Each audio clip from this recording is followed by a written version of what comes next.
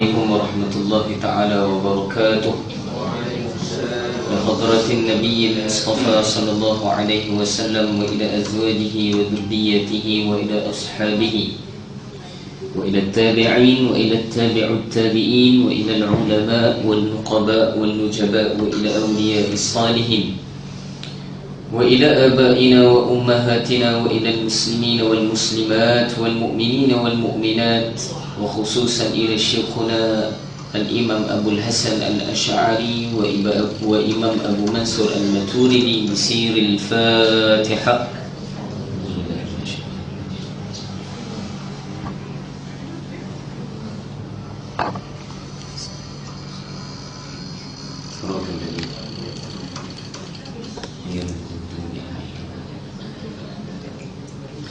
إن الحمد لله نحمده ونستعينه ونستهديه ونستغفره ونؤمن به ونتوكل عليه ونعوذ بالله من شرور أنفسنا ومن سيئات أعمالنا. من يهده الله فلا مضل له ومن يضلله فلا هادي له. نشهد أن لا إله إلا الله وحده لا شريك له، ونشهد أن سيدنا ونبينا ومولانا وحبيبنا وطبيبنا وإمامنا محمدا عبده ورسوله لا نبي بعده. اللهم صل وسلم على نور الأنوار وسير الأسرار وترياك الأغيار ومفتاح باب اليسار سيدنا ومولانا محمدا المختار وآله أطهار وأصحابه الأغيار عدد نعم الله وإفضاله. فقال سبحانك لا علم لنا إلا ما علمتنا إنك أنت العليم الحكيم. فقال رب اشرح لي صدري ويسر لي أمري واحلل عقدة من لساني يفقه قولي ولا حول ولا قوة إلا بالله العلي العظيم. أما بعد.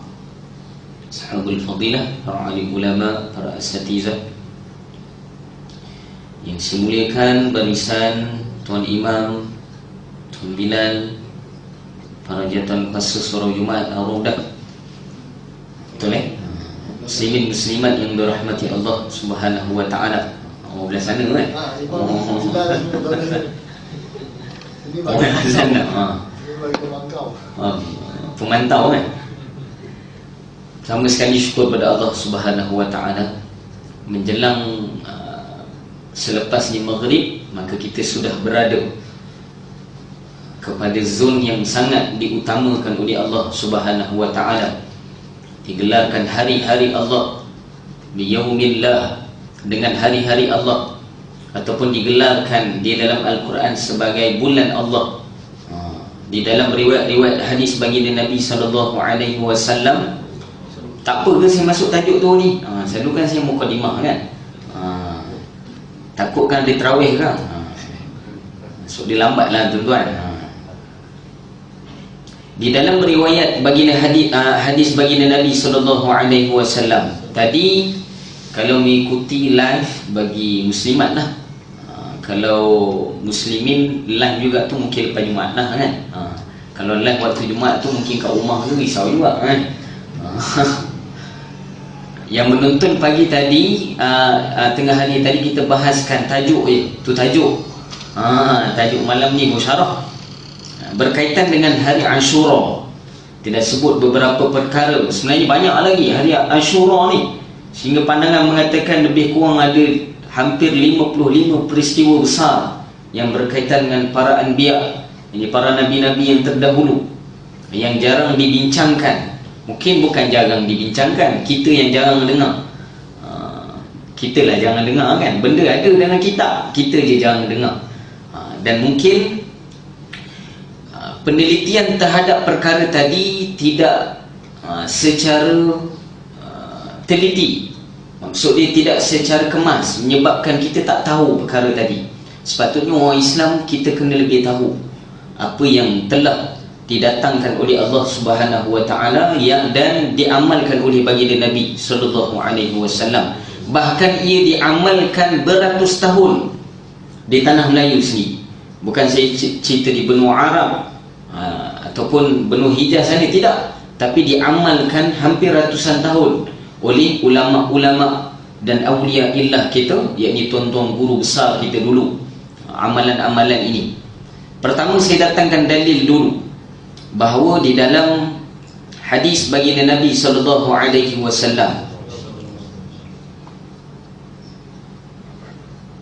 yang mana baginda SAW meriwayatkan dalam kitab Al-Imam Al-Bukhari rahimahullahu ta'ala, di dalam Sahihul Bukhari, bahawa di dalam hadis itu Nabi sebut dalam setahun itu ada 12 bulan. Dalam setahun ada 12 bulan. Maka menjalani kehidupan dengan 12 bulan itu sunnah. Nampak? Tu pun dapat pahala. Menjalani 12 bulan tu pun dapat pahala.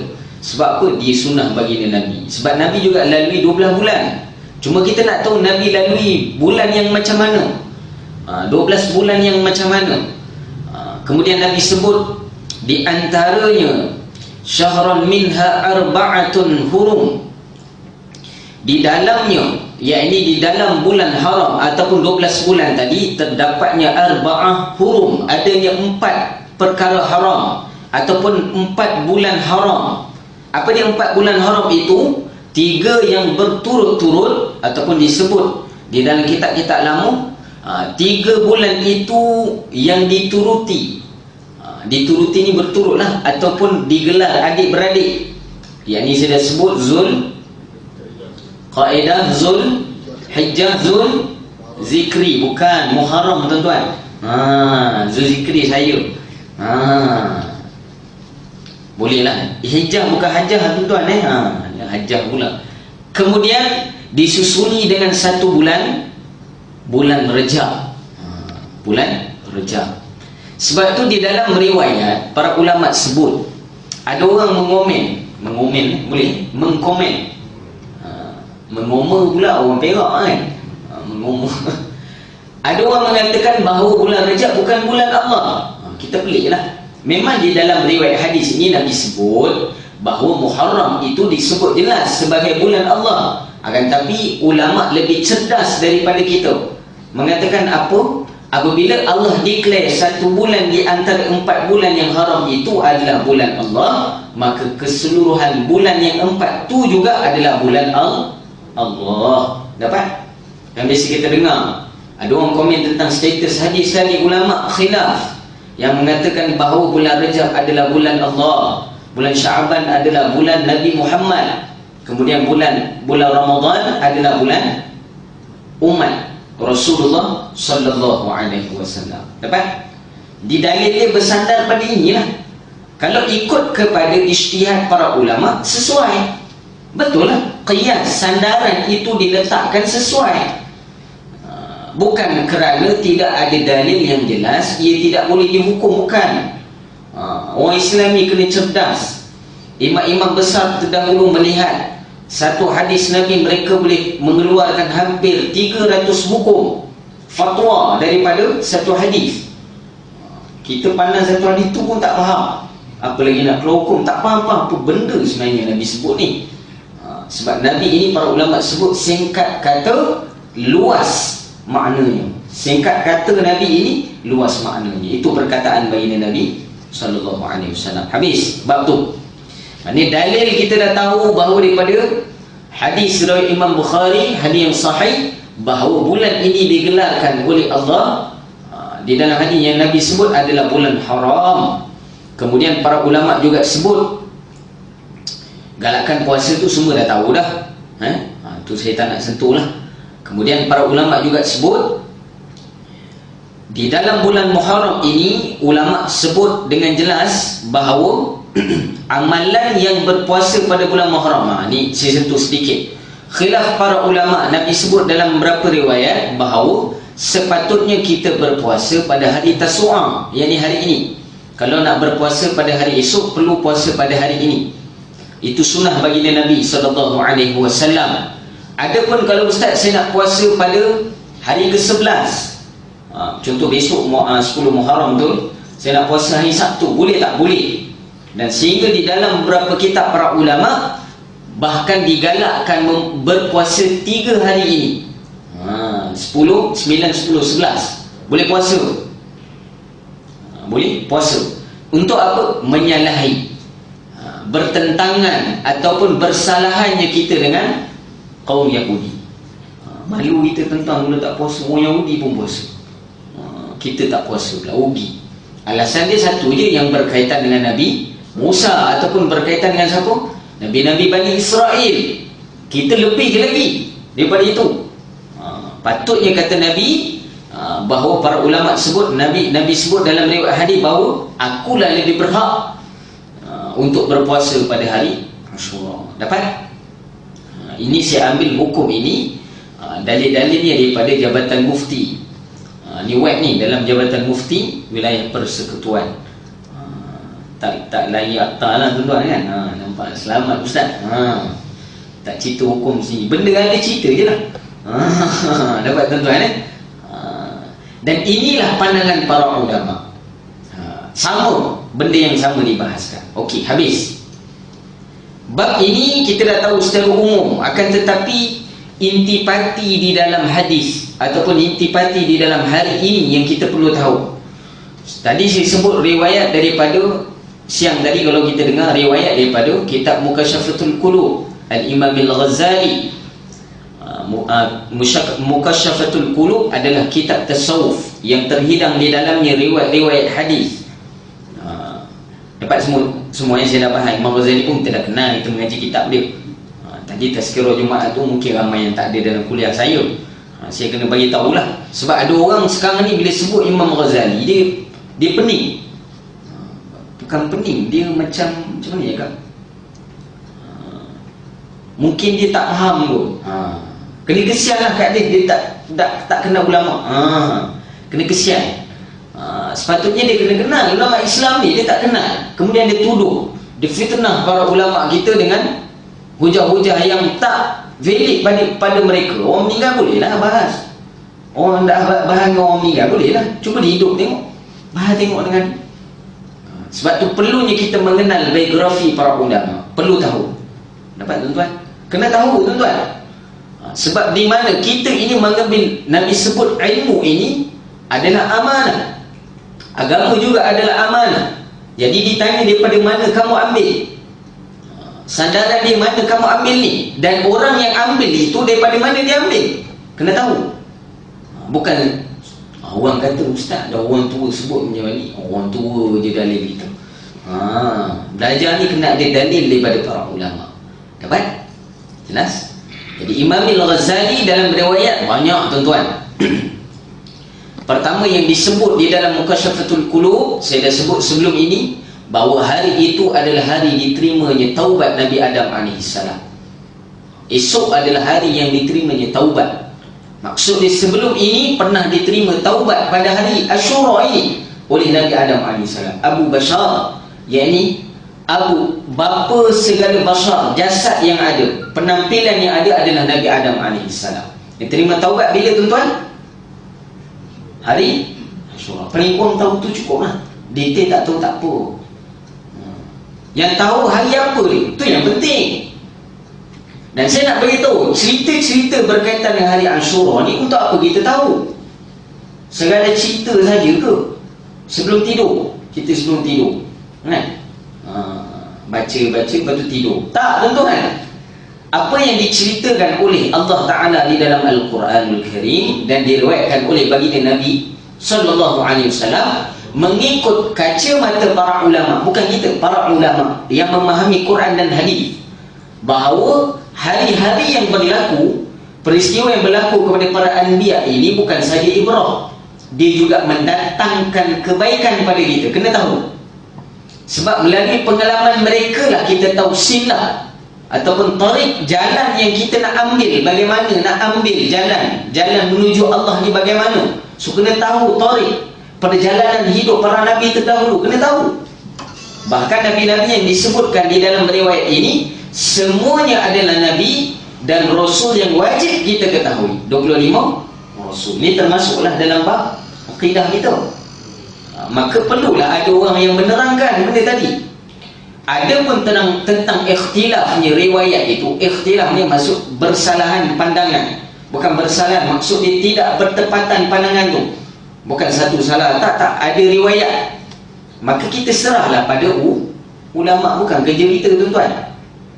Dan meyakini dengan kisah tadi pun, kalau ada sandaran daripada para ulama yang sebut, bahkan ulama-ulama yang besar seperti Imam Ghazali. Imam Ghazali mengatakan pada hari itu berlaku begini, mengikut riwayat hadis dia. Layaklah sebab dia hafal 300,000 hadis lebih. Layaklah disebut macam tu. Yang cakap bahawa Nabi Imam Ghazali ni meriwayatkan hadis-hadis yang maudhu' ataupun hadis-hadis yang palsu, hadis-hadis yang dhaif, kita tanya balik berapa banyak hadis yang kau hafal. Untuk kau tahu ni. Dapat, tuan-tuan? Jelas habis. Itu pertama, diterima taubat. Taubat Nabi Adam AS di mana diangkat, tuan-tuan? Mana diterima taubat Nabi Adam? Tempat dekat mana, tuan-tuan? Di mana? Di Mekah, tuan-tuan. Nabi Adam AS riwayat mengatakan daripada diturunkan daripada syurga Allah Subhanahu Wa Taala. Tadi saya tersalah sebut tadi, bukan dikeluarkan, dimasukkan balik ke dalam syurga. Para ulama sebut dimasukkan ke dalam syurga selepas diciptakan pada Yaumul Ashura. Dapat, tuan-tuan? Cuma hari Jumaat dikeluarkan pada syurga. Dapat? Ulama sebut diturunkan saja daripada syurga Allah Ta'ala. Nabi Adam ini berada di mana? Di Sri Lanka. Sayyidatina Hawa alaihissalam berada di Jeddah. Saya dah sebut dah. Jaddatun. Jeddah bermakna Jaddatun. Jeddah ni laki atuk Jaddun. Nenek Jaddatun. Orang Arab sebut Jeddah. Dapat? Dan syaitan dalam riwayat berbeza pandangan, tapi yang paling kuat mengatakan di Basrah syaitan diturunkan, iblis. Dan para ulama sebut perjalanan nak sampai, para ulama sebut Nabi Adam telah bertaubat bermula di Sri Lanka, tapi tidak diterima taubat Nabi Adam AS. Melainkan di mana? Di mana, tuan-tuan? Di Mekah Al-Mukarramah. Dapat? Setengah pandangan ulama mengatakan di mana, tuan-tuan? Di Yaumul Arafah, ataupun di Makanul Arafah, di tempatnya Arafah. Sebab tu dinamakan Arafah. Di mana? Jabal Rahmah. Dinamakan Yaum Arafah, padang Arafah di situ. Sebab apa? Sebab Arafah ni, Arafah tu ta'arif ataupun ta'aruf, pengenalan. Dipertemukan, dikenalkan Nabi Adam itu, dipertemukan dengan Sayyidatina Hawa adalah di Jabal Rahmah, di padang Arafah. Sebab tu nama Arafah, sebab pertemuan Nabi Adam AS dengan Sayyidatina Hawa AS. Dalam riwayat juga mengatakan pada hari itu juga, bukan hari itu, tempat yang sama juga diterimanya taubat Nabi Adam AS. So moral yang ibrah yang kita nak ambil apa? Pada hari itu diterima taubat bapa kita sendiri. Maka mereka nak bertaubat kepada Allah, utamakan hari Ashura juga. Dapat? Untuk diangkat doa itu. Jelas? Jelas semua? Kemudian diciptakan Nabi Adam. Ni saya tak nak bahas panjang ni. Kemudian dimasukkan ke dalam syurga. Selepas dicipta, dimasuk ke dalam syurga Allah pun pada 10 Muharram. Ustaz, Muharram ni zaman bila ada? Sebelum Nabi Adam ada lagi dah ada Muharram ni. Dapat, tuan-tuan? Kalau kita baca dalam kitab-kitab Kashful Ghaibah Syed Al-Fatali, ulama-ulama sebut manusia, di dalam riwayat manusia adalah penciptaan Allah yang terakhir. Kena sedar pun, tuan-tuan, sedar diri kita ni. Kita orang akhir sekali. Makhluk Allah yang terakhir diciptakan oleh Allah Subhanahu Wa Taala. Berapa banyak ciptaan Allah di dalam riwayat hadis, Nabi sebut dalam hadis, berapa, tuan-tuan? Ada 17,000 jenis. Bukan kuantiti, bukan jumlah, jenis sahaja ada 17,000. Salah satu daripada jenis 17,000 ni manusia. Salah satu pada tu jin. Salah satu pada tu haiwan. Haiwan pun pecah yang lain. Macam kita kan, manusia, baru pecah bangsa, pecah PN orang, macam-macam pecah lah. Tapi dalam satu rumpun dia ni manusia. Dapat? Tapi ada 17,000 jenis Nabi sebut. Kita ke berapa tuan-tuan? Ke 17,000. Jangan marah dengan lembu sangat. Dia orang lama. Bukan orang lama, makhluk lama lagi pada kita. Depan kita dia cakap, kau ni borak lah. Sebelum kau ada sini aku dah ada dulu dah. Dapat tuan-tuan Akan tetapi semua makhluk ini diperintah oleh Allah Ta'ala untuk berkhidmat kepada manusia itu sendiri. Walaupun kita tak akhir, tapi kita telah diangkat oleh Allah Ta'ala sebagai asyraful makhlukat, sesempurna makhluk Allah. Maka dilantik kita sebagai khalifah. Sebab tu para ulama sebut pada awal diciptakan jin. Di dalam kitab hadis baginda Nabi SAW, kitab Mishkat Musabih. Di kitab besar tuan-tuan ni, Mishkat Musabih. Di dalam riwayat, para ulama menyebutkan adanya riwayat mengatakan sebelum diciptakan al-ins, yakni manusia, diciptakan al-jins. Saya pernah cerita, sebelum diciptakan al-jins, diciptakan al-hins. Sebelum al-hins, diciptakan al-bins. Sudah apa benda pula ustaz ni?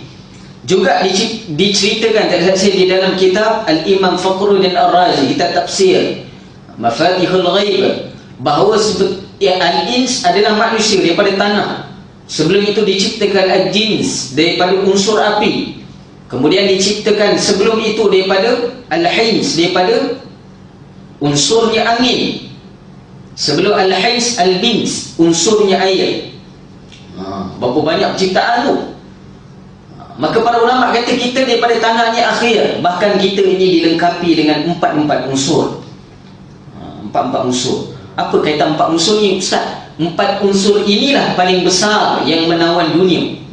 Betul tuan-tuan? Yang mengawal ataupun yang banyak di dalam dunia ni empat unsur ni lah. Air, api, tanah, angin. Bahkan para ulama sebut telah dibuktikan oleh para sahabat Nabi bahawa empat unsur ini telah jatuh di bawah tapak kaki mereka. Di dalam riwayat Al-Imam Al-Syekh Yusuf Al-Kandahlawi rahimahullah ta'ala di dalam kitabnya, yakni kitab Hayatul Sahabah, diriwayatkan bahawa sahabat baginda Nabi SAW pernah berjalan di atas air. Ini bukan cerita dongeng tuan-tuan, bukan cerita Scooby-Doo Orang kata ini cerita Scooby-Doo ni. Nabi keluar dalam keadaan sujud. Cerita Scooby-Doo dia. Dia kata Nabi cerita Scooby-Doo. Dia Nabi ni apa? Member dia. Dia kata macam tu pada Nabi pula. Dan Allah nak keluarkan Nabi dalam keadaan sujud. Adakah lemah bagi Allah untuk keluarkan begitu? Lemah ke Allah nak keluarkan macam mana Nabi? Dan riwayat pula daripada Al-Imam Jalaluddin As-Suyuti, ulama besar hadis. Selamba je dia cakap. Nabi pula mengucapkan Subhanallah. Diriwayatkan disebut Allahu Akbar. Riwayat pun salah. Riwayat betul tasbih Subhanallah, bukan takbir. Disebut Subhanallah, Maha Suci Allah. Dikeluarkan baginda Nabi SAW. Juga diceritakan dalam kitab Al-Barzanji, Al-Jannatu wa Na'iya. Biasalah orang Barzanji kan tuan-tuan kan. Lagu sama. Orang lama kan. Orang baru tak nak join, macam mana kan. Itu semua kisah yang diceritakan tentang baginda Nabi SAW. Dan para ulama sebut baginda Nabi SAW keluar memang begitu. Sebab kelebihan yang baginda Nabi SAW, kelebihan Nabi, sebelum diangkat menjadi Rasul, ada istilah yang didatangkan oleh ulama dinamakan irhas. Ini kelebihan sebelum diangkat. Maksud diangkat ni tuan-tuan, bukan jadi Nabi. Sebelum tu Nabi bukan Nabi. Itu bukan tu. Nabi dah memang Nabi dah sejak azali lagi. Bukan tiba-tiba Allah Ta'ala pun nak tahu sebelum umur 40 ni, tengok mana Muhammad yang elok ni. Ada 40 orang Muhammad ni nama sama. Dipilih dah satu orang. Bukan tuan-tuan. Rosak akidah kita macam tu. Tak boleh faham macam tu Seumpama meletakkan kelemahan itu bukan pada Nabi, meletakkan pada Allah. Allah pula kena pilih orang. Allah tak tahu ke siapa yang terbaik, perlu Allah pilih dulu. Dapat tuan-tuan? Maka diangkatnya Nabi sebelum, yakni sejak azali lagi. Dapat tuan-tuan? Tu ilmunya Allah. Sebab tu kena mengaji sifat 20. Tidak pening pada pening. Mana nak letak ni? Dah dia pening pula. Kalau dia pening seorang tak apa, dia pening ke orang lain, tu yang susah tu. Kita pula nak layan pening tu. Cakap macam ni tak boleh, cakap macam ni tak boleh. Lama gendamlah kepala dalam kolam masjid. Senang faham sikit. Kedai riwayat mengatakan baginda Nabi keluar memang dalam keadaan itu. Cukuplah, kita tahu tu cukup. Dan pada Yaumul Ashura juga, di dalam riwayat, saya ambil berkat juga di dalam kitab Hasiyah I'anatul Talibin yang dikarang oleh Sayyid Bakri Al-Shattar rahimahullahu ta'ala, juga di dalam kitab Risalah Musalsal Al-Amiriyah, juga di dalam kitab Syekh Daud Al-Fatani rahimahullahu ta'ala. Ada ulama Melayu juga bahas, tuan-tuan. Cuma zaman kegemilangan tu mungkin belum kembali. Sekarang ni dah naik dah. Ulama-ulama dulu hebat, tuan-tuan. Di dalamnya juga diriwayatkan, tuan-tuan, banyak benda sebenarnya. Di dalam kitab Hasiyah I'anatul Talibin diriwayatkan oleh Syekh Sayyid Bakri Al-Shattar rahimahullahu ta'ala bahawa pada hari itu juga Nabi Nuh alaihi salam diselamatkan ataupun selamatnya berlabuh daripada banjir yang besar. Ulama khilaf pandangan. Ada pandangan mengatakan seluruh dunia banjir. Pandangan kedua mengatakan tak semua yang banjir. Tak semua banjir. Habis pandangan mana yang betul, Ustaz? Dua-dua betul. Yang tak terima dua pendapat ni yang tak betul. Nampak, tuan-tuan? Dua-dua pendapat betul. Soal ni, Ustaz, tak boleh gitu, Ustaz. Kita kena stick pada satu pandangan. Soal ni ada kesan tak pada iman kita, sama ada nak banjir semua ke atau banjir sebaru? Kurang ke iman kita ni?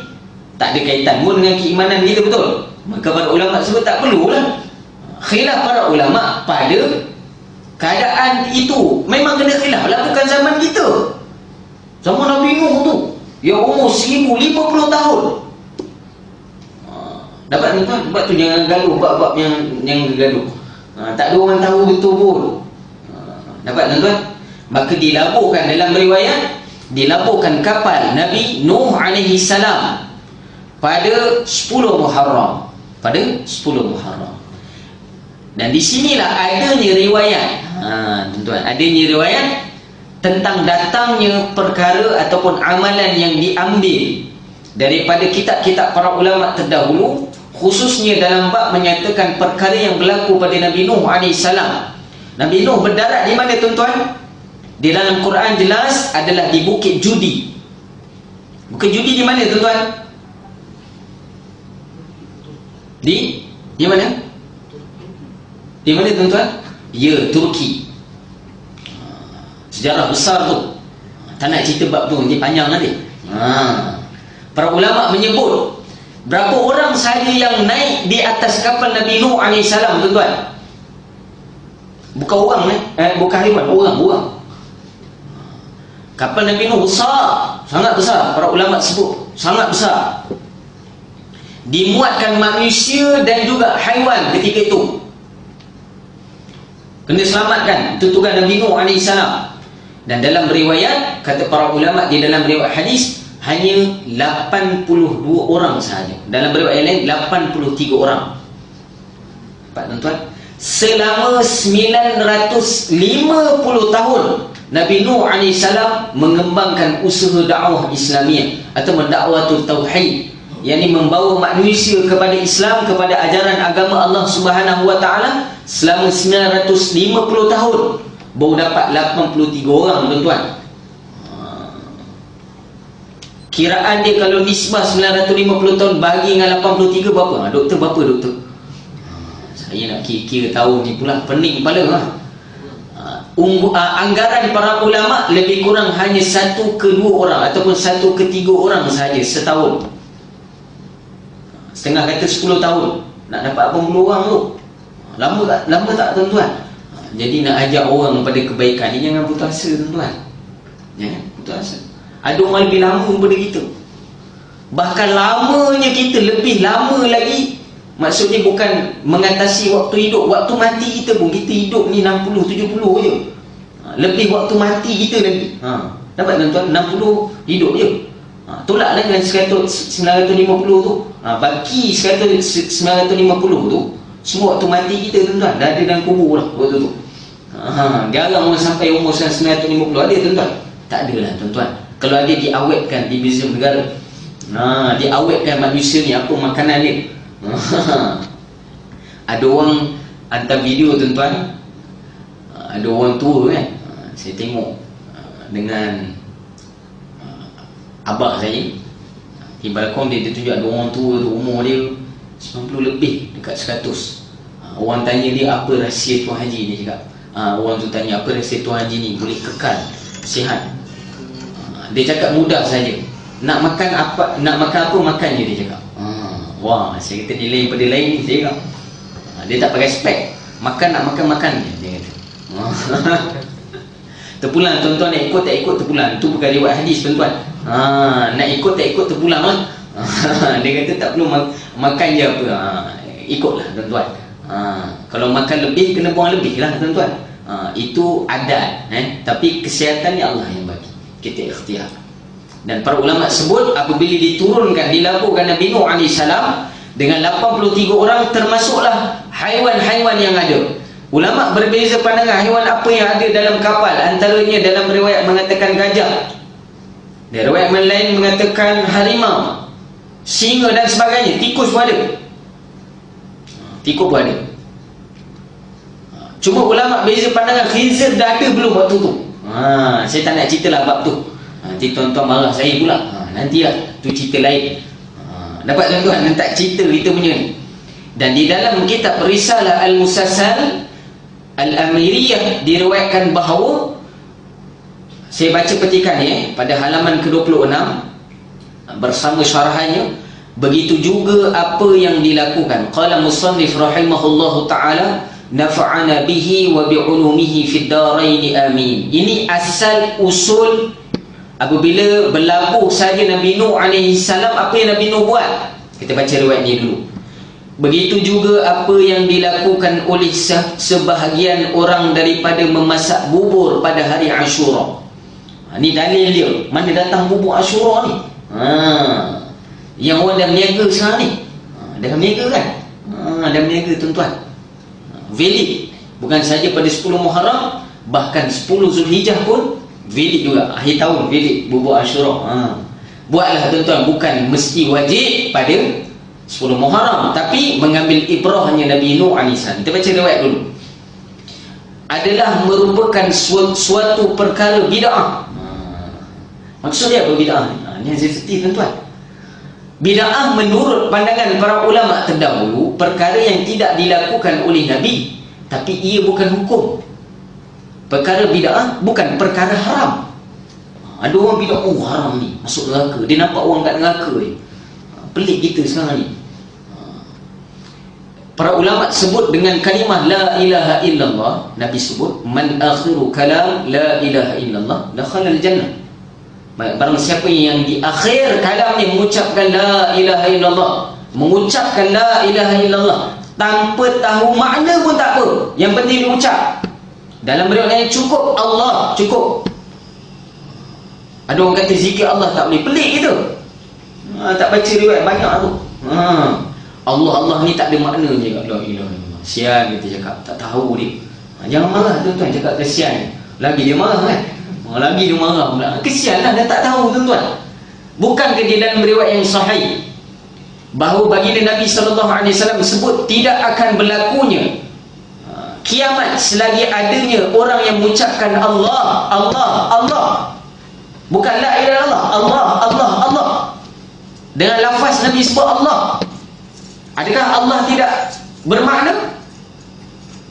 Ulama Ahlus Sunnah wal Jamaah, Al-Imam Hasan Al-Asy'ari rahimahullah ta'ala, juga Al-Imam Abu Mansur Al-Maturidi, dah cerdas dah. Cerdas ni dah awal dah bahas bahawa Allah ini bukan makna satu, dia mewakili semua nama Allah. Sebab tu nama bagi zat Allah, nama bagi sifat barulah 99. Dapat tuan-tuan? Nama bagi sifat itu pun 99. Nama bagi zat Allah apa dia? Dah, saya sebut zat sifat dah pening dah. Apa benda pula ustaz? Kena recall balik lah tuan-tuan. zat dan sifat. Allah ni kita sebut zat dan sifat, bagi makhluk kita sebut jirim dan arad. Ingat lagi? Orang kelas rawatan tak ingat, payahlah tuan-tuan. Kena baca rukiah lebih sikit lah. Besok nampak gaya kena datang balik lah kelas. Jangan tak datang, cuti lama dah. Dapat tuan-tuan dapat tak zat dan sifat tuan-tuan? Zat dan sifat mana? Tidak mungkin adanya sifat tanpa zat. Sudah dah pening dah tuan-tuan. Sifat meja ini warnanya coklat, maka sifatnya juga keras. Ini sifat. Dapat tuan-tuan? Ini sifat. Zatnya meja, apa meja lah? Itulah zat. Zat meja itu adanya bersandar kepada meja itu sifat keras. Adanya bersandar pada meja itu sifat yang berwarna coklat. Maka boleh tak kita asingkan coklat dengan keras ni dengan meja? Boleh tak kita asing? Saya nak bawa keluar juga. Bawa keluar kejap. Keras ni bawa keluar, letak tepi tempat lain, meja tempat lain. Boleh tak? Mana boleh? Keras tu tak boleh tengok, melainkan dapat ditengok melalui zat meja. Maka para ulama sebut di antara zat dan sifat, mana lebih penting? Zat lebih penting. Sebab pada zat itu bertempelnya sifat-sifat yang ada. Dapat? Dia kata nama zat tu tak ada makna. Bengong sungguh. Payah. Tak mahu tuan-tuan, marah lah tu. Marah dah. Tak boleh terima tuan-tuan. Payah ni nak cakap, payah. Bukan dia nak dengar. Maka sebut nama Allah juga zikir, mewakili pada zat Allah, sifat Allah yang lain. La ilaha illallah. Bahkan kalau dipotong, Allah itu semuanya bermakna. Pertama dengan lafaz Allah. Ada tak dalam Quran Allah? Ada. Allahu la ilaha. Digunakan lafaz, dia buang ha tu, ada lam-lam je. Dibuangkan alif depan, tinggal lam-lam ha. Ada tak dalam Quran? Pun ada makna. Lillahi ma fis sama. Ada lillah.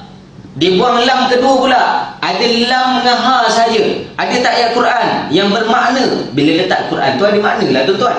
Lahu ma fis sama. Ada juga. Ada letak ha saja. Ha pun ada tak dalam Quran? Ada. Huwallahu alladhi. Tuhulah ha tu. Dipotong huruf pun ada makna tuan-tuan. Itulah so mengaji. Tak mengaji payah tuan-tuan. Ni mengaji malas, cakap banyak. Betul lah Nabi sebut kathirun minal khutaba qalilun minal ulama. Banyaknya penceramah khutbah yang sedap bercakap, tapi qalilun minal ulama, sikit daripada orang yang tahu. Ada pula yang bahas pula nama Allah. Allah ni nama bagi zat, sebutan Allah tu sifat Allah. Dah pening lah tuan-tuan. Pening lah tu dah pening dah. Ada masuk diri kita lah. Kita lah sifat. Dia kata Allah itu zat, kita sifat. Sebab kita ni yang menyebutkan Allah tu. Kalau kita tak sebut Allah, ada tak nama dia? Dah macam tu pula. Saya kata, wah pening orang ni. Masalah tuan-tuan dah jemput dulu kat sini sekali. Yang marah tuan-tuan yang marah ni kena bagi tahu. Risau nanti datangnya fahaman yang khawatir. Tapi sebelum di ban lah. Tuan-tuan jemput tu sebelum di ban tak apa. Lepas ban ni tak ada dah datang tuan-tuan. Jabatan Mufti telah ambil tindakan. Jabatan Mufti Negeri Selangor dan juga Jabatan Mufti Wilayah dah ambil tindakan dah. Telah diambil. Bukan kita suka ditarik tauliah dia. Saya pun tak nak tuan-tuan. Saya pun tak nak. Setiap orang ada ilmu. Cuma kita nak beritahu, kalau boleh jangan cerita bab tu, cerita bab lain. Bab selamat sirah, selamat. Yang cerita akidah. Akidah ni tak ada ulama jadian, tak ada. Kalau dia tak ngaji, kita tahu ni bahas pening ni. Kita tengok pening ni. Dia pun pening nak cerita dengan orang. Bila orang tanya kenapa kita pula sifat Allah, ada orang tanya apa, habis kita ini bukan ke dinamakan jirim dan arad dah. Dia pening. Dia pun pening. Apa benda pula jirim arad? Jirim arad pun tak kenal. Maka bukan nak merendahkan tuan-tuan, tidak. Tapi di sini adanya kualiti ilmu itu. Tak boleh main-main dalam ilmu agama. Bahkan benda yang berkaitan dengan keimanan pada Allah. Cakap umum cukup. Boleh tuan-tuan? Habis. Jauh kita begini tuan-tuan. Dan pada hari Ashura juga yang di akhirlah, kita nak beri sedikit amalan. Nak ke tuan-tuan? Boleh ke? Macam tak boleh je Ustaz. Saya nak habiskan sedikit boleh bubur tuan-tuan. La ilaha illallah. Tak habis bubur sampai Nabi Nuh. asal usulnya adalah bersandarkan kepada apa yang berlaku kepada Nabi Nuh alaihi salam tatkala baginda keluar dari kapal pada hari Ashura. So dia keluar pada kapal, maksud dia apa? Apabila Nabi Nuh berlabuh daripada banjir yang besar. Dapat? Orang-orang yang bersama baginda telah mengadu kelaparan. Maksud dia pengikut yang 83 tadi ataupun dari riwayat yang lain 82 mengadu pada Nabi Nuh, lapar. Berapa lama ustaz? Belayar tu berapa lama? Saya tak nak bahas tu lagi panjang tuan-tuan. Baca sendiri tuan-tuan baca sendiri. Lalu dikumpulkan saki baki bekalan mereka. Dengar. Dikumpulkan saki baki makanan mereka. Bekalan yakni makanan yang berada di dalam kapal Nabi Nuh AS yang terdiri daripada pelbagai bijiran seperti beras.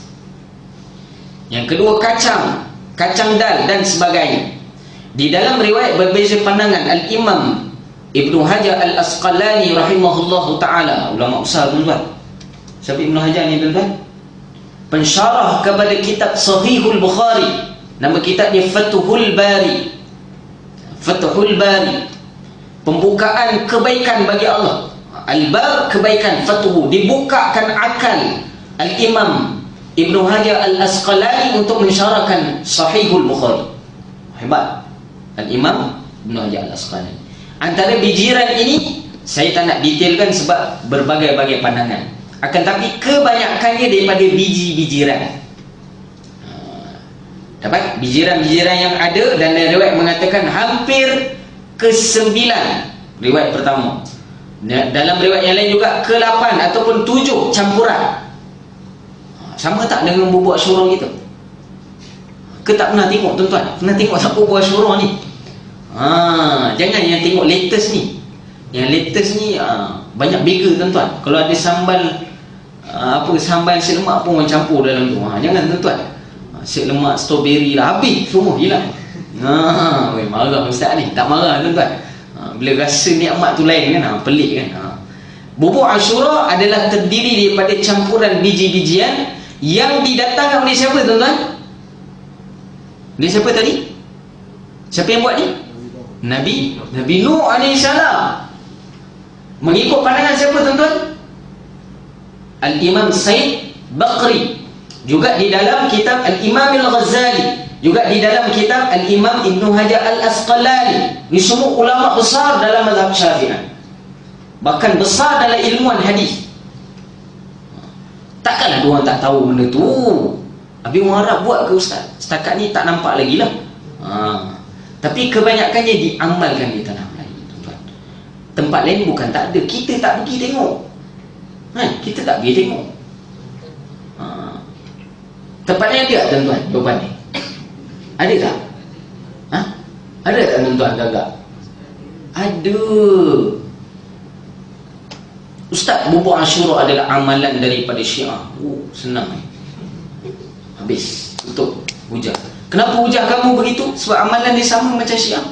Sama je pukul rata. Macam mana dituduh suatu masa dahulu orang Melayu telah beramal dengan amalan Syiah. Bila kita cakap kenapa? Sebab kita orang Melayu dulu terlampau, kalau pada pagi hari berharap pada tongkat Ali untuk minum, dan bagi perempuan pada kacip Fatimah. Bukankah Ali dan Fatimah itu adalah anutan bagi Syiah? Palutan saja. Pening. Ali dengan Syiah tak ada kena. Ali dengan Sayyidina Ali dengan Sayyidatina Fatimah radhiyallahu anhuma ajma'in tak ada kena mengena dengan Syiah tuan-tuan. Nampak tuan-tuan? Satu kisah tuan-tuan dengan Syiah ni sikit lah tuan-tuan lah. Boleh ke? Saya nak tiba pukul 10 ni boleh tuan-tuan? Tak ada lah. Gua je sikit tuan-tuan. Zaman dulu saya pernah kisahkan dulu rasa pernah berlaku perdebatan di antara Syiah dan juga Ahlus Sunnah wal Jamaah. Mengikut kitab At-Tarikh, fahaman Syiah ni telah berlaku pada zaman Sayyidina Ali. Apa tuan-tuan?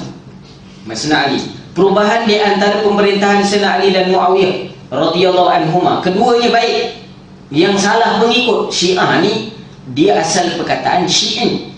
Syi'in. Dapat tuan-tuan? Syi'in ni apa? Pengikut. Syi'i, the meaning of Syi'i itu apa? Makna Syi'i itu pengikut. Maka dinamakan Syiah ataupun Syi'i Ali ataupun Syiah Ali kerana pengikut Sayyidina Ali. Ada ni Syiah Muawiyah, pengikut Sayyidina Muawiyah radhiyallahu anhu. Dapat? Jangan pukul kata Syiah semua salah ni. Zaman-zaman ni baru salah ni, yang zaman ni. Sebab dah berzaman-zaman, tuan-tuan.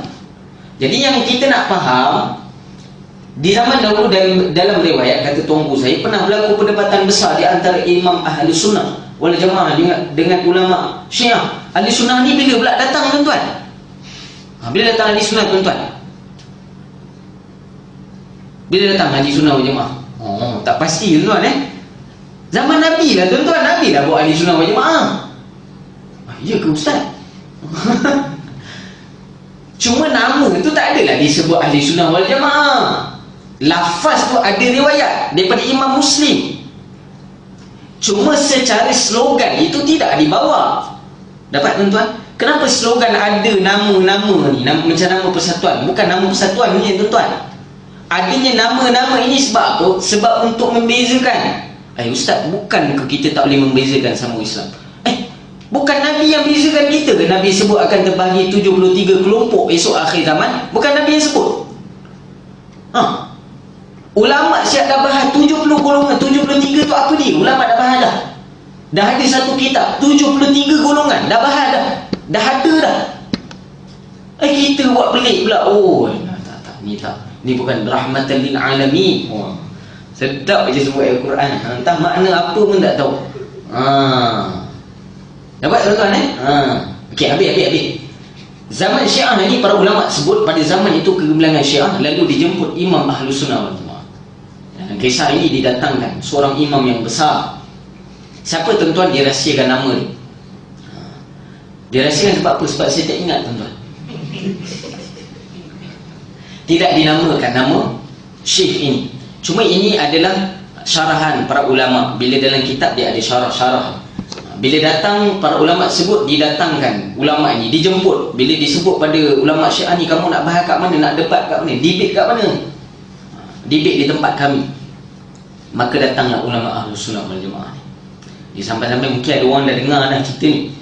Dia sampai-sampai saja, tuan-tuan. Maka dia masuklah. Syiah pun ada masjid, tuan-tuan. Bukan tak ada masjid, ada masjid juga. Tadi saya tengok cerita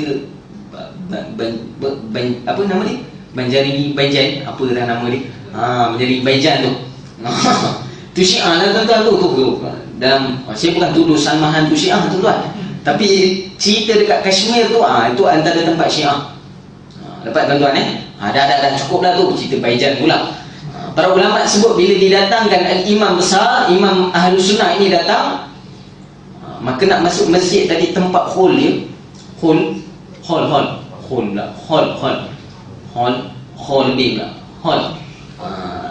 dewan. Nak naik kat pentas tu, tuan-tuan, imam ahli sunnah ni apa dia buat? Dia ambil slipper dia. Selalu orang tinggal slipper kat luar je kan, kat luar masjid dia bawa slipper dia, letak kat tiar dia, laki dia pun masuk dalam. Jalan-jalan dalam, jumpa dengan ulama Syiah ni.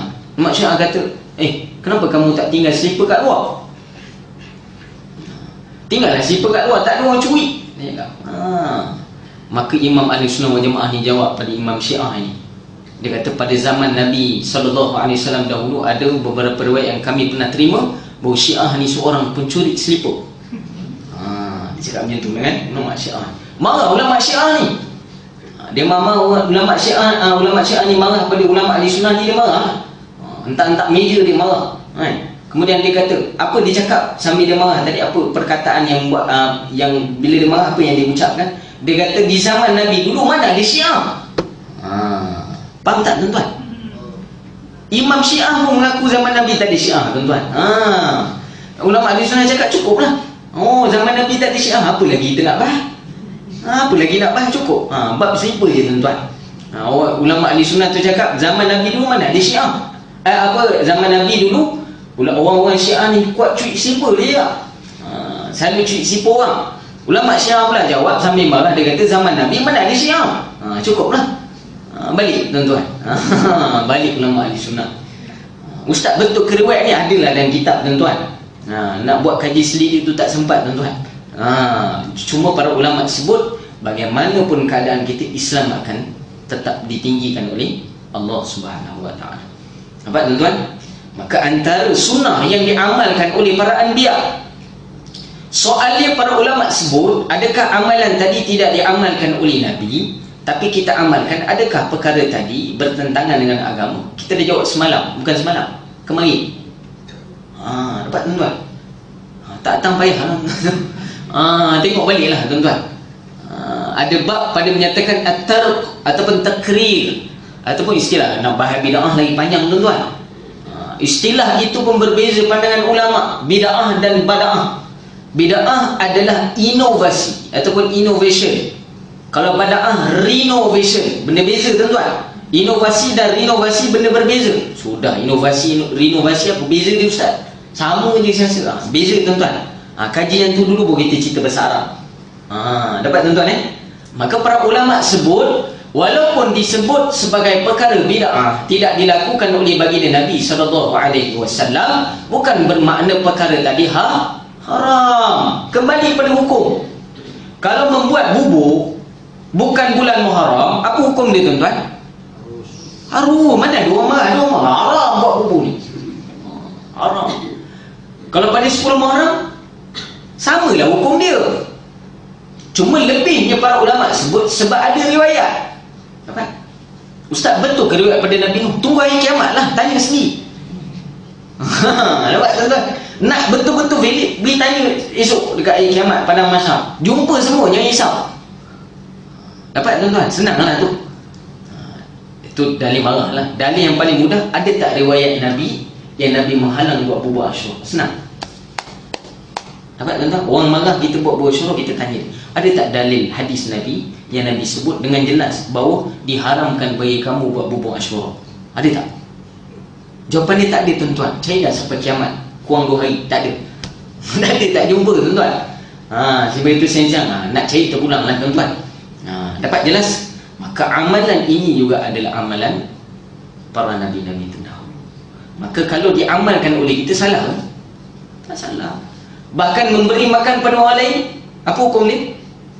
Sunnat. Maka harus itu boleh diangkat sebagai amalan sunnat. Dan memberi makan yang sedekah yang paling afdal adalah berkaitan dengan apa tuan-tuan? Makan tuan-tuan. Ini. Nak tawan suami, tawan lah. Tahu apa mak? Perutnya. Ni mak saya hari sebut kat kita ni. Nak tawan tu, nak tawan. Dan para ulama sebut juga di dalam beberapa riwayat, batnun umul amrad, al-umul amrad batnun. Ibu segala penyakit ini adalah perut.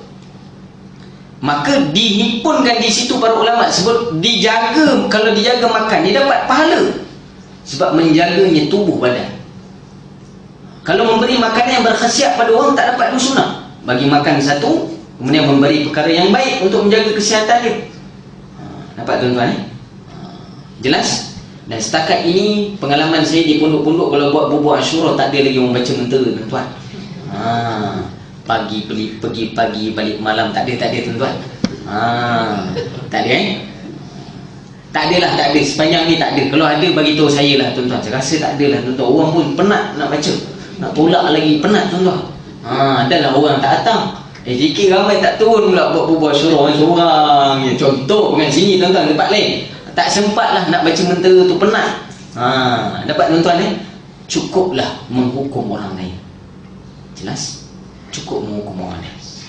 Bahkan para ulama sebut, kenapa diadakan bubur Asyura? Itulah ibrahnya hari Asyura. Bagaimana dihimpunkan amalan-amalan itu. Dengan adanya beras dalam tu, adanya bijian, antara disebut gandum, adanya barley. Macam kita ada letak daging dan sebagainya di dalamnya, ada macam-macam lah tuan-tuan. Ada letak jagung, sambal belacan belum lagi lah. Saya tak pernah tengok lagi orang letak belacan dan buat Asyura. Jangan buat lah tuan-tuan, buruk nampak tu. Dicampur ini sebab apa? Sebagai apa? Sebagai pengajaran bagi kita. Begitulah amalan yang kita himpunkan. Maka dihimpunkan amalan puasa, sedekah, zikir, bacaan Al-Quran, solat sunat, solat malam, solat duha dan sebagainya, amalan umrah, haji dan sebagainya dihimpunkan dalam satu kawah. Kemudian dimasak. Maksud dimasak ni tadi apa? Mengoreksi amalan tadi. Mengoreksi tu tuan-tuan, mengislah, memperbaiki amalan tadi. Bukan saja buat saja, bila dicampurkan kena fikir amalan tadi ikhlas tak kerana Allah Subhanahu wa taala. Bila dikacau dengan ikhlas kerana Allah untuk dibersihkan amalan tadi, perlu konsisten tuan-tuan. Tak boleh letak saja tinggal, boleh. Oi, habis bomba datang suasana lumayan tuan-tuan. Dah lah bawa masak bawah tu kan. Habis, hangus. Tak boleh, kena konsisten buat. Kena tengok api macam mana, maksud penjagaan amalan tu sendiri. Kemudian hasilnya bukan saja manfaat untuk kita, tapi manfaat untuk orang lain. Amalan yang baik bukan manfaat untuk kita saja, amalan untuk orang lain juga. Bila orang yang beramal kerana Allah Subhanahu wa taala, orang lain tak dapat manfaat tu, dapat tuan-tuan. Kalau semua jaga semayang, ada orang curi tak tuan-tuan? InsyaAllah tak ada orang curi kalau orang betul-betul jaga semayang. Bukan semayang saya sebut jaga semayang. Dalam riwayat hadis Nabi sebut, ada sahabat mengadu pada Nabi, ya Rasulullah, ada seorang sahabat ni siang dia semayang, malam mencuri. Maka Nabi sebut, apa yang Nabi sebut pada sahabat ni, biarkan. Lama-lama amalan solat dia akan mencegah amalan mencuri. Sehingga kan Sayyidina Umar radhiyallahu anhu memilih gubernur ataupun wakil daripada Madinatul Munawwarah untuk menjadi gubernur ataupun pemerintah di jajahan-jajahan ataupun tempat-tempat tawanan Islam pada ketika itu, yang menjadi pemilihan ataupun menjadi tempat lihat ataupun kebolehan apa yang dilihat oleh Sayyidina Umar sebagai karakter seorang gubernur. Apa? Yang pertama, dia jaga solat. Dia jaga solat dulu, yang tu dulu. Dia jaga solat, dia jaga solat. Kalau dia jaga solat, insya-Allah dia jaga orang lain. Nampak? Manfaat tu untuk orang lain. Dapat? Tuan-tuan. Jangan pandang lekeh tuan-tuan. Semua neraka kita ni. Neraka aja kita ni. Tak ada orang masuk syurga Allah. Dapat tuan-tuan? Cukup lah tu ambil pembuat syurga.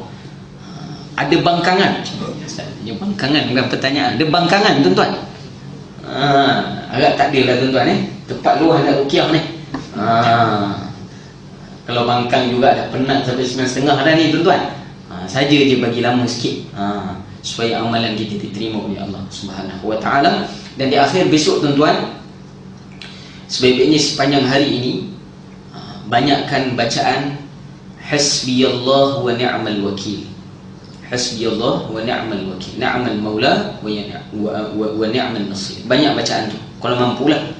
Sebab ini juga bacaannya Nabi Ibrahim AS. Ada beberapa riwayat juga diselamatkan daripada Namrud oleh Allah Ta'ala terhadap Nabi Ibrahim AS pada hari Ashura juga. Dalam hasiah, kita hasiah I'anatul Talibin, Syekh Syed Bakri mengatakan perkara yang sama. Syekh Al-Fatani juga meriwayatkan perkara yang sama. Maka amalan itu kita ambil. Dapat? Tapi saya lebih perkenankan, bukan perkenanan, lebih baik amalan kita banyakkan ucapan La ilaha illa anta subhanaka inni kuntu minaz zalimin. Dapat?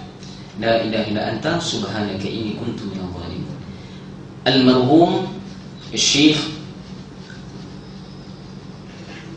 Wahab rahimahullahu ta'ala, seorang khadim awliya illah, yakni Syekh Ilyas rahimahullahu ta'ala akan Dahlawi, yakni bapa kepada Syekh Yusuf almarhum. Dia sempat hidup 4 generasi tuan-tuan. Dia sempat hidup, dia khidmat dengan Syekh Ilyas, dia khidmat dengan Syekh Yusuf, dia khidmat dengan Syekh Harun, dia sempat dengan khidmat juga dengan Syekh Sa'ad.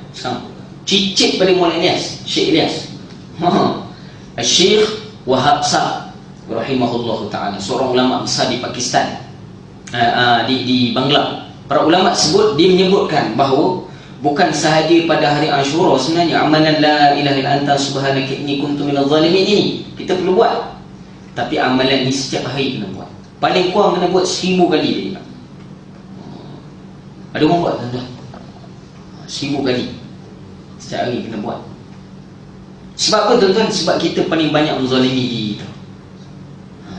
Tak payah cerita Nabi Yunus lagi yang cerita dalam buku ikan nun tu tak layak lagi kita. Kita ni paling banyak membinasakan diri kita, zalim pada diri kita sendiri. Kan, tapi pada Yaumul Ashura mengambil ibrah. Nabi Yunus AS dikeluarkan, saya dah sebut tengah hari tadi. Saya detail ni Nabi Yunus AS bila lompat daripada kapal maka ditelan oleh ikan nun. Maka kita tahu semua bahawa Nabi Yunus AS tenggelam dengan 3 perkara. Ini 3 kegelapan kita tahu kan. Kegelapan malam, pertama kegelapan dalam laut, dan yang ketiga kegelapan dalam perut ikan nun. Maka diselamatkan juga Nabi Yunus AS daripada 3 perkara yang terhenti padanya. Pertama yakni makanan, yang kedua minuman, yang ketiga pernafasan. Sumber kehidupan manusia tak ada 3 benda ni boleh tuan-tuan. Hukum adat lah, adat. Maka ditutup Nabi Yunus AS di dalam perut ikan nun dengan 3 kegelapan, diputuskan 3 keperluan apa yang diamalkan oleh Nabi Yunus AS. Anda kena tahu apa dia? La ilaha illa anta subhanaka inni kuntu minadh zalimin. Bukan kuntum kuntu minadh zalimin. Dapat? Kalau nak jamak boleh, la ilaha illa anta subhanaka inna kunna minadh zalimin. Bukan kuntu, kunna minadh zalimin. Dapat? Maka amalan ni amallah sebanyak-banyaknya. Boleh tuan? Mampu buat segi Allah ni'mal wakil lagi baik. Tapi yang perlu kita ada sekarang ini adalah la ilaha illa anta subhanaka inni kuntu minadh zalimin. Dapat? Tuan? Apa jenis Allah Ta'ala, apa fadilat dia ustaz? Ni orang nak dengar ni, fadilat ni, kelebihan.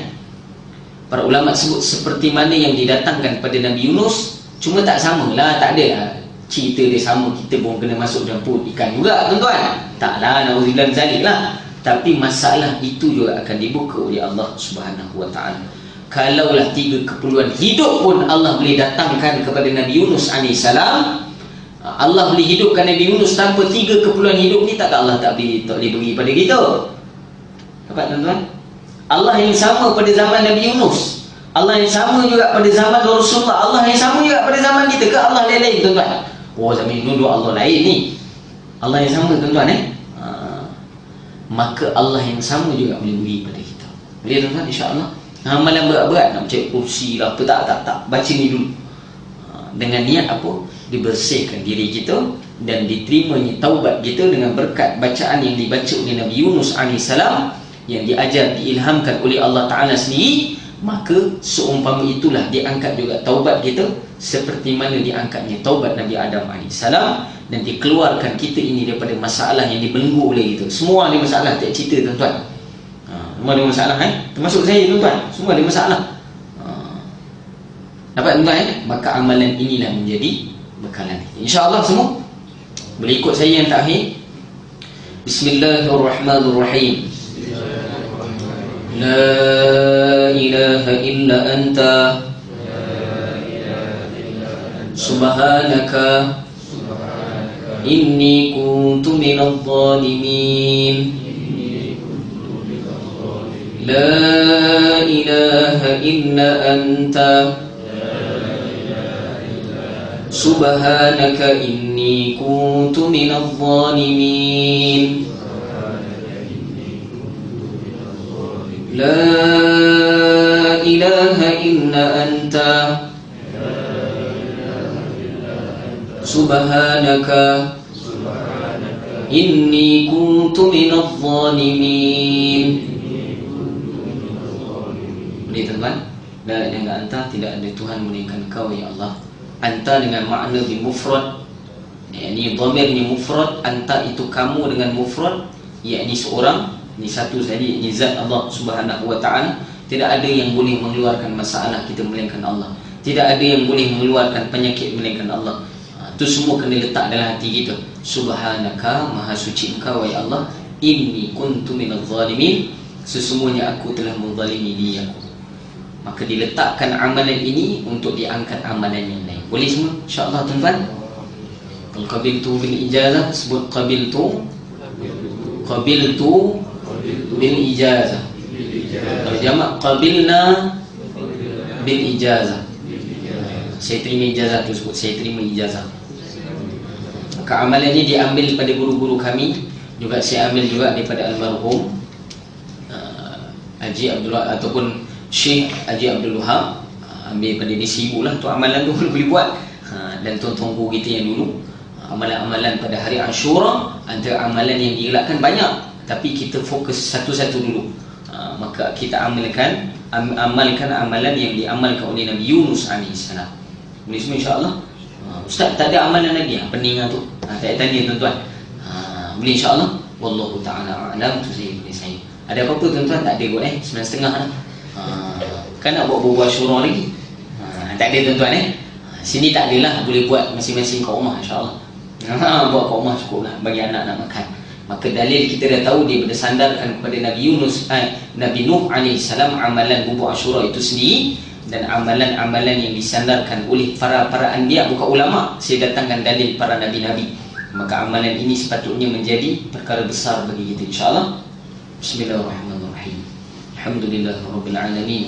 والصلاة والسلام على أشرف الأنبياء والمرسلين سيدنا مولانا محمد وعلى آله وصحبه أجمعين. يا أول الأولين ويا آخر الآخرين ويا ذا القوة المتين، يا رحيم المساكين، يا أرحم الراحمين، يا حي يا قيوم برحمتك نستغيث، يا حي يا قيوم بحقي بيوم العاشوراء، لا إله إلا أنت سبحانك إنا كنا من الظالمين، لا إله إلا أنت سبحانك إنا كنا من الظالمين، لا إله إلا أنت سبحانك إنا كنا من الظالمين. حسبي الله ونعم الوكيل، حسبي الله ونعم الوكيل، نعم المولى ونعم النصير، ولا حول ولا قوة إلا بالله العلي العظيم. ما شاء الله كان وما لم يشأ لم يكن، ولا حول ولا قوة إلا بالله العلي العظيم.